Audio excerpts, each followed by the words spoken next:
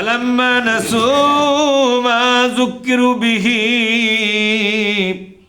এভাবে করে যখন ওই জাতি ইসলামের উপদেশগুলো ভুলে গেল, তাকে কোরআন হাদিস থেকে যে উপদেশগুলো দেওয়া হচ্ছিল এরা যখন মগজ থেকে বের করে দিয়া দুনিয়াদারি হয়ে গেল। কি হয়ে গেল জোরে কন? কি হয়ে গেল? দুনিয়া ছাড়া কিচ্ছু বোঝে না, দুনিয়াই জানো সব। এরকম লোক আছে না নাই জোরে কন? দুনিয়া, আরে দুনিয়ার চাহিদার কোনো শেষ নেই। আছে শেষ? লাউ কানা ইবনু আদম ওয়াদিম মিন যাহাবিন লাহাব্বা ইয়াকুনা লাহু সান। বিশ্বনবী বলেন, কোন আদম সন্তানকে যদি একটা খোলা মাঠ ভরে সোনা দেওয়া হয়, লোকটি বলবে দ্বিতীয় আর একটা মাঠ সোনা ভরে দেওয়া হোক। লোকটাকে যদি দ্বিতীয় আর একটা মাঠ সোনা ভরে দেওয়া হয়, লোকটা বলবে আল্লাহ আমাকে তৃতীয় আর একটা মাঠ সোনা ভরে দেওয়া হোক। চাহিদার যেন কোনো অন্তহীন চাহিদা, ডিমান্ড ইজ আনলিমিটেড। ওয়ালা ইয়ামলাউ জাওফুন ইবনু আদম ইল্লা তুরাব। এই দুনিয়া পূজারী লোকেরা যেদিন মরে যাবে, কবরের মাটি যেদিন মুখের ওপর পড়বে, সেই দিন তাদের চাহিদা শেষ হবে। বিশ্বনবী বলছেন। কে বলছেন জোরে কোন? আলহাকুমুত তাকাসুর হাত্তা যুরতুমুল মাকাবির। কোন আল্লাহু আকবার। অনেকের মগজে থাকতে পারে এই সূরাটা। দুনিয়া দুনিয়া করে পাগলামি করলো যারা, তারা ধ্বংস হবে। কি হবে জোরে কোন? তারা ধ্বংস হবে। আল্লাহ পাক বলছেন, ফাআম্মা মান তাগা ওয়া আসারাল হায়াতাদ দুনিয়া ফাইন্নাল জাহিমা হিয়াল মাওয়া। যে ব্যক্তি আখিরাতের চাইতে দুনিয়ার গুরুত্ব দিবে বেশি, আখিরাতটাই তার পরে দুনিয়া হলো। দুনিয়ার কাজের ফাঁকে ফাঁকে সুযোগ পাইলে আখিরাত, এরকম লোক আছে না নাই? আর সুযোগ না পাইলে নাই। দুনিয়ার কোন একটা ঘন্টা মার দেবে না, আখিরাতের কাজ ফাঁকি পড়ে পড়ুক। এইভাবে করে দুনিয়ার পাগল যারা, ফাইনাল জাহিমা হিয়াল মাওয়া। আল্লাহ পাক বলছেন, এই লোকটা যখন মারা যাবে, জাহিম নামক জাহান্নামের ভিতরে তাকে ঢুকে দেওয়া হবে। জাহিম নামক জাহান্নাম হবে তার মূল ঠিকানা। নাউজুবিল্লাহ বলবেন না? আল্লাহ পাক বলছেন এইভাবে এই দুনিয়া পূজারী যারা দুনিয়ার জন্য পাগলামি করে করে আখিরাতকে পিছনে ফেলেছে যারা, ফাতাহানা আলাইহিম আবওয়াবা কুল্লি শাইইন। এইবার আমি দুনিয়ার উন্নতি দিব, সমৃদ্ধি তাকে দান করব। যেদিকে যাবে খালি ইনকাম হবে, ইনকাম হবে। যেদিকে হাত দেবে সেদিকেই বরকত খুঁজে পাবে। এই দুনিয়া নিয়ে যারা বেশি ব্যস্ত হয়ে গেল, ইসলামের দাওয়াতি কাজকে যারা গুরুত্ব দিচ্ছিল না, তাদের কথা বলতেছে আল্লাহ পাক, তুমি জীবনে যদি উন্নতি করতে চাও, এই দুনিয়ার বৈষয়িক সম্পদ যদি সংগ্রহ করতে চাও, বিশাল টাকার মালিক হতে চাও, বিশাল বাড়ির মালিক যদি হতে চাও, সর্বপ্রথম তুমি ইসলামের দাওয়াত দাতাদের সাথে বেয়াদবি শুরু করো। কার সাথে? ইসলামী দাওয়াত দাতাদের সাথে বেয়াদবি করো। কোরআনের দাওয়াতকে অগ্রাহ্য করো, তুচ্ছ এবং তাচ্ছিল্য করো। কি করো জোরে বলুন? তুচ্ছ তাচ্ছিল্য করো, আমি আল্লাহ পাক তোমাকে দুনিয়ার উন্নতি দিয়ে দেব। নাউজুবিল্লাহ। এই দেখেন, ফাতাহানা আলাইহিম আবওয়াবা কুল্লি শাই। ওই লোকটার জীবনের প্রতিটি জায়গায় আমি দুনিয়াকে তার সামনে হাজির করে দেব। জোরে বলুন নাউজুবিল্লাহ। এখন তার উন্নতির আর শেষ নাই, বরং সে বলবে, কি বলবে জানেন? আল্লাহ পাক আমাকে খুব পছন্দ করে, যেদিকে হাত দেই সেদিকে সোনা ফলে। মেম্বারে দাঁড়ালাম উঠলাম, চেয়ারম্যানে দাঁড়ালাম উঠলাম, এমপি হবার সালাম হলাম, ব্যবসা করতে সালাম খাই, লাভ আর লাভ। গরু পাললাম সেটাও লাভ, মাছের ব্যবসা সেটাও লাভ, সুতার ব্যবসা সেটাও লাভ। যেটি হাত দেই সেটি সোনা ফলতেছে। এরকম লোক আছে না নাই? আর দেশের লোকও কিন্তু বলে, লোকটার প্রতি আল্লাহর কি রহমত, যেটি হাত দিচ্ছে সেটি আগে যাচ্ছে। কিন্তু আল্লাহ কি বলছে? এটা হলো ফাঁসির আসামি। কিসের আসামি? কথা কয় না পারে। এটা ফাঁসির আসামি, কুরবানির গরু। এটা অন্য গরু ঘাস পায় না, আর কুরবানির গরু ঘাসের সাথে বিস্কুট পর্যন্ত খায়, খাই কেনা ধরে কন? প্লেটের ভাত প্লেট করে দেয়, অন্য গরু চায় থেকে বলে তোর কি কপাল, কচ্ছে দেখ আমার কপাল দেখ, কাঁচা কাঁচা ঘাস প্রতিদিন পাই, তোকে শুকনা খের ছাড়া ভাগ্যে কিছু মেলে না, আমার ভাগ্যটা দেখ।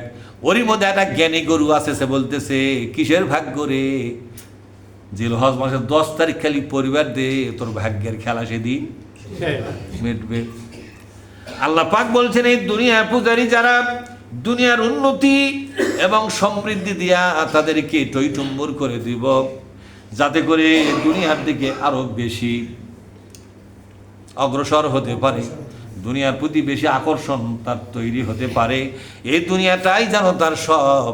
এই জন্য আমি আল্লাহ তাদেরকে দুনিয়ার উন্নতি দিয়ে ধন্য করেছি, কারণ হলো এরা হলো আমার জাহান্নামী বান্দা। কি বান্দা?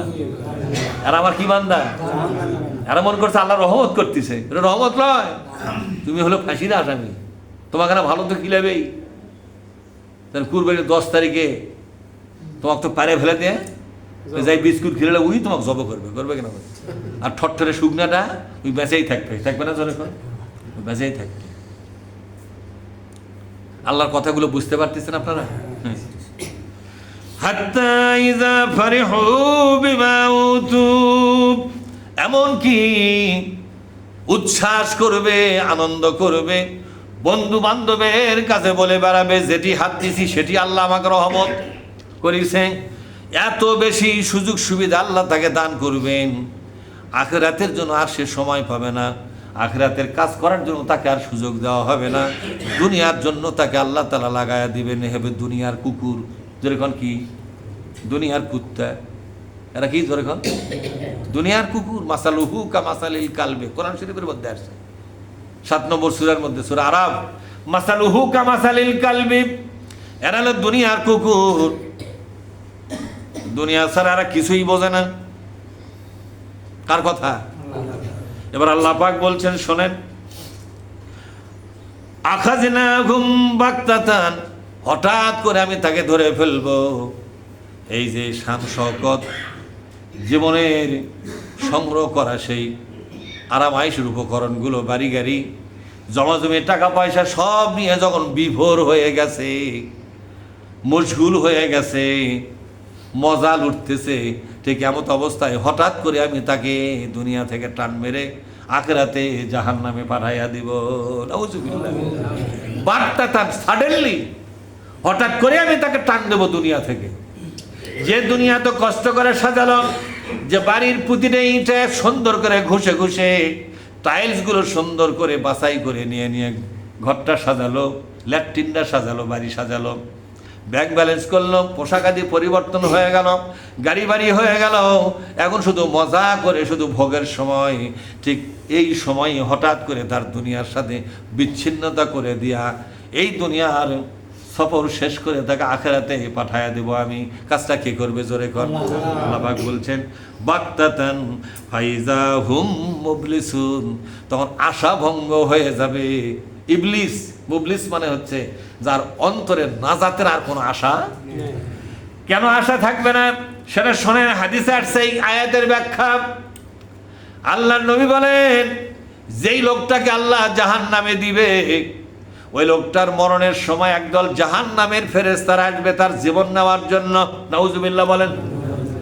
জাহান্নামের সট নিয়ে আসবে, ভয়ঙ্কর আকৃতির ফেরেশতা আসবে, এক একটা ফেরেশতার চেহারা হবে আতঙ্কের মতো দেখতে, ভয়ঙ্কর চেহারা নিয়ে আসবে, লোকটার মুখোমুখি দাঁড়িয়ে পড়বে।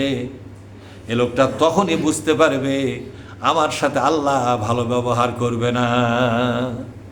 এই দুনিয়া থেকে বিদায় করার আয়োজন এরকম কেন?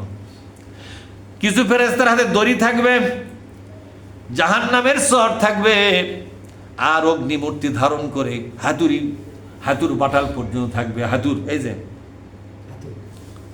বড় বড় হাম্বর মার্কা হাতুর থাকবে। ফেরেশতারা এসে চোখ গরম করে তাকাবে, লোকটা তখন ভয়ে ভয়ে ছুটোছুটি করবে, এদিকে তাকায় ওদিকে তাকায়, ভয়ে ফ্যাকাশা হয়ে যায়, ঘাম ছুটে যায়, পায়খানা পেশাব হয়ে যায় ভয়ের চোটে। কথা বুঝতে পারেন না? আল্লাহ পাক বলছেন এইভাবে আমি হঠাৎ করে তাকে উঠায় নেব, লোকটা ওই তার মৃত্যুর আয়োজন যে আল্লাহ পাক নিজে করেছেন এটা দেখার পর বুঝতে পারবে আমার সাথে আল্লাহ তাআলা এই দুনিয়া থেকে নিয়ে যাওয়ার সময় যে আয়োজন করেছেন এটাই প্রমাণ করে আমার কপাল ভালো নয়। হতাশ হয়ে যাবে, আশা ছেড়ে দেবে। আজ থেকে বুঝতে পারলাম আমার নাজাত শেষ হয়ে গেল, যা মজা মেরেছি দুনিয়ায়, মরণের পরে আমার জীবন জাহান্নামী হয়ে গেল। বোঝাই যাচ্ছে যাচ্ছে না জোরে কথা। আর আল্লাহ তাআলা যাকে জান্নাতে দিবেন